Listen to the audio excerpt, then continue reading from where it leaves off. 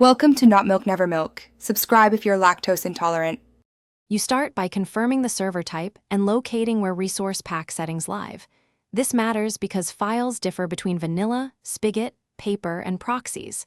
Once you have FTP or SSH access, download server, properties, and any plugin configs. Make a backup copy now so you can revert if needed. Next, open server, properties, or the plugin's config with a plain text editor, and search for ResourceBack or ResourceBack SHA-1 entries, so you can change. You now remove the pack references.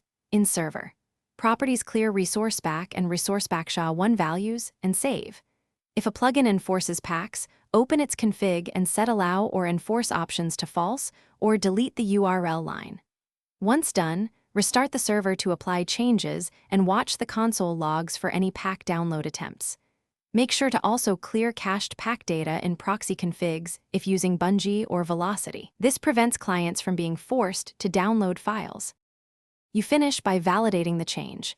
Ask a player to reconnect or clear their client cache so the server won't prompt them. If the client still receives a pack, recheck proxy configs and plugin override directories. Proxies often re-inject settings.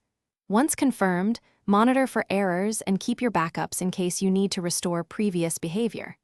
If problems persist, revert to the backup, compare differences line by line, and then reapply only the ResourceBack-related edits.